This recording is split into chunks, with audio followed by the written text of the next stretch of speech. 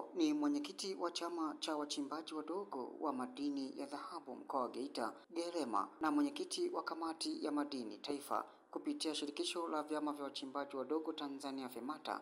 Anazungumzia miaka 4 ya Rais Daktari Samia Suluhu Hassan na ugawaji wa vitalu zaidi ya 2000 katika pori la Akiba Kigosi. Kimsingi mimi kama mwenyekiti wa wachimbaji mkoa wa Geita, kwanza ninafurahia hii miaka 4 ya Mheshimiwa Rais Samia Suluhu Hassan. Amefanya kazi kubwa sana hasa kwa mkoa wetu wa Geita. Tulikuwa na pori la Akiba la Kigosi ambalo lilikuwa ni pori linalosadikiwa kuwa na madini ya kutosha. Na kwa sababu ilikuwa ni pori la akiba, ilikuwa ni ngumu sana wachimbaji kuweza kuingia kwenda kufanya uchimbaji mle.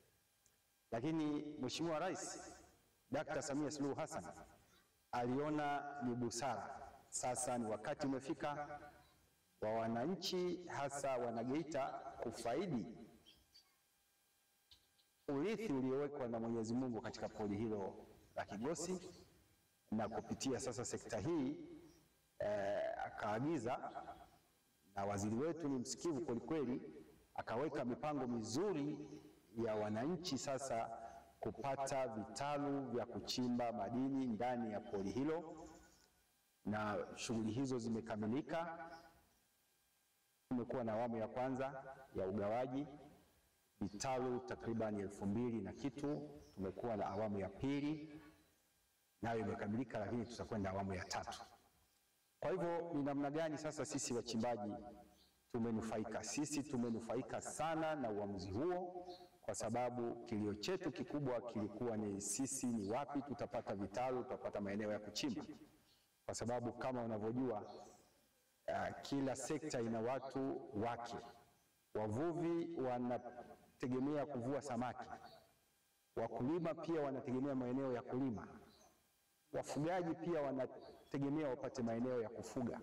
Sasa sisi wachimbaji tunategemea na sisi tupate maeneo ya kuchimba. Sasa Mheshimiwa Rais ameimaliza kabisa kiu hiyo kwetu wanageita. Kwa kweli tumepata maeneo makubwa sana, na eneo kubwa kabisa ni potential. Maeneo mengine yalishafanywa upimaji na kubainika kwamba yana madini ya kutosha. Kwa hivyo sisi kama Geita tunafarijika sana. Lakini niseme tu kwa ujumla wake. Aidha, amesema serikali ya awamu ya 6 imewanufaisha zaidi hasa kwa kuboresha masoko ya dhahabu na kudhibiti utoroshaji wa madini, na kuongeza kuwa kwa hali hiyo wachimbaji ndio wenye deni kwake, na deni hilo litatimizwa kwenye masanduku ya kupigia kura, na kuhakikisha kuwa hakuna mpinzani wa chama kingine kuzisogelea kura za Mheshimiwa Daktari Samia Suluhu Hassan. Kama mwenyekiti wa madini ya dhahabu taifa kupitia FEMATA, kwa kweli kila awamu imekuwa na faida na jitihada ambazo imezifanya katika nchi hii. Lakini kwa kweli niseme awamu hii ya 6 sasa imeenda kutupaisha sisi wachimbaji, na hasa wachimbaji wa dhahabu, kwa sababu tumekuwa na uhakika wa kuuza dhahabu zetu kwenye masoko ambayo yanafanya kazi kwa uwazi kabisa. Unapokwenda na dhahabu yako pale, unapokewa, inapimwa, serikali iko pale, lakini pia madira wako pale. Hata wale madira waliokuwa na mawazo ya kipotofu, waliokuwa na mawazo ya kikanjanja, hawezi tena kufanya kwa sababu serikali iko pale. Sasa hiyo ni faraja kubwa sana kwa wachimbaji, hasa sisi wachimbaji wa dhahabu. Kwa hivyo tuseme tu kwa ujumla, kwa kweli serikali hii ya awamu ya 6 imetufanyia makubwa sana. Sisi ndio tuna deni, yani kwa kweli sisi kiu yetu amekwenda kuipunguza, au kama sio kuimaliza kabisa. Na kingine ni kwamba yale maeneo makubwa yaliyokuwa nahodiwa na matajiri na wale watu kutoka nje, walikuwa wameshika maeneo makubwa kabisa, zile leseni za utafiti.